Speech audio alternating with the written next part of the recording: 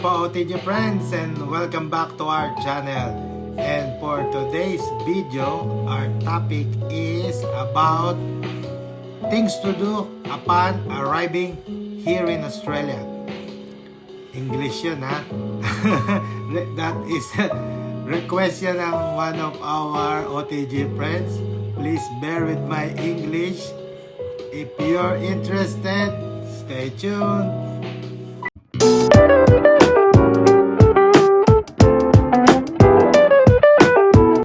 Hello po, I am Ray. Some of my colleagues call me Chef Ray, Tito Ray, Uncle, Kuya, Brad, Tropa.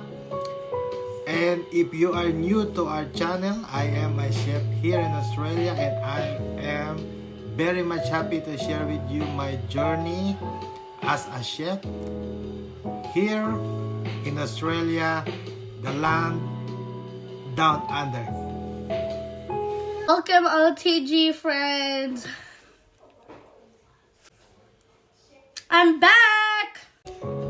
Things to do upon arriving here in Australia. Number one, buy a SIM card.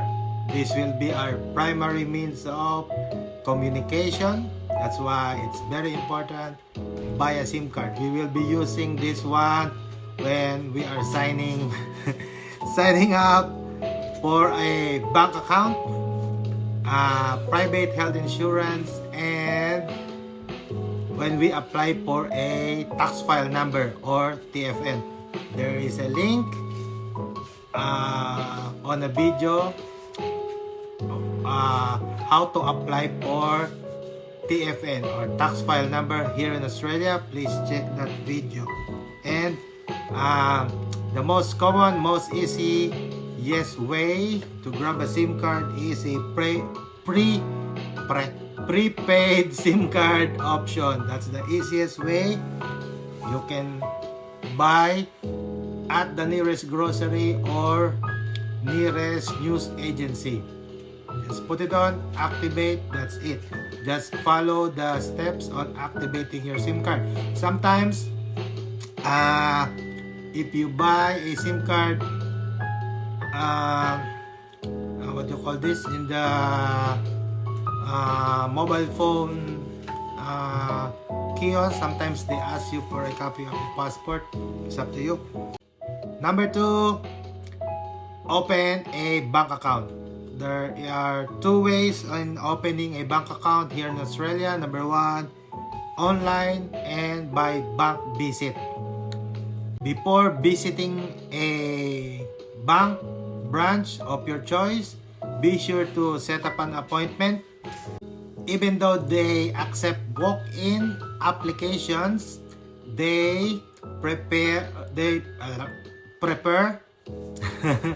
you have or you set up an appointment with them for verification purposes. Bring your passport, bring your visa, your phone number, and the address where you're staying. And sometimes, like I have a friend who is just arriving in Australia, he can use the venue or the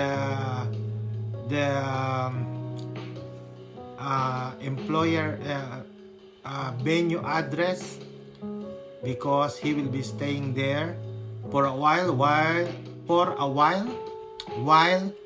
looking for a place to stay. Opening a bank account, usually they will give you a transactional account. This is where this is where our employer deposit our salary. Transactional account, and it always or most of the time comes with a savings account.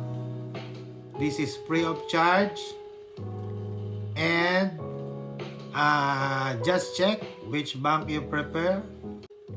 Number three, apply for a tax file number or TFN. This is very important. If you are coming to work for an employer, you need to have a tax file number. There is a link as well with a video on how to apply for a tax file number here in Australia. Please check that video. And it is a case-to-case basis. Sometimes when you arrive at the venue, the employer or the office staff, they already prepared the paperwork, and then they will help you sign up for a TFN. It's a case-to-case basis, but you can apply on your own. Number 4, buy a car. I'm speaking specifically here in the regional area, and it depending on the state and territory, but having a car is essential or necessary when you live in a regional or remote area. It can bring you from A to B. You know what I mean? That's it. And you can start to buy a second-hand car. There are lots of cheap cars around the road or at the marketplace. Just be careful, be vigilant before buying a used car. We'll do a video in the future on how to buy a second-hand car. Number 5 on our list is look for an accommodation. Most employers, especially in the hospitality industry, they offer accommodation within the venue. It depends on your agreement. They can offer accommodation within the venue for a set period of time until you find your own accommodation, or sometimes the agent will have a relocation program for you upon arriving here in Australia. It's a case-to-case basis, but upon arriving here, it's the best thing to do is look for a place to stay.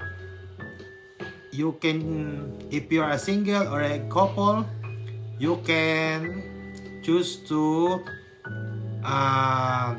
have a room share or a flat share within a house, or if you are a family with children, you can look for a house for rent or an apartment for rent in the local suburb or the nearest suburb where you will be working. Going back to our 4th list, buying a car. During or while looking for a house to rent, having a car is a necessity or very useful when you are doing house tours or inspections. They call it inspections here in Australia. You set an appointment, you look for an apartment or a house for rent, and then they will set a date and time for you to inspect the house. And having a car can bring you from house to another apartment to another house. Saves you time, and a few bus stops are a little bit far apart. That's why having a car, you can use it traveling, and you can use it when you go house hunting. Number 6 on our list is buy a transportation card. Here in New South Wales, we call it Opal card. This is the prepaid card we use to tap in and out of public transportation, buses, trains, and ferries. And depending on the state and territory, please have a look which one is applicable with you. And like what I said, Here in the regional area, I hardly see people using Opal card. The buses here, they accept mostly cash, but when you go to the city, you go to other suburbs, you might use an Opal card or transportation card. Number 7, please download some helpful apps that will help you navigate throughout Australia or the specific suburb you are in. Google Maps, Apple Maps, and a weather app. Like what I said, weather in Australia is crazy. Sometimes it rains, sometimes it's sunny, sometimes it's windy. Be sure to check the weather every time.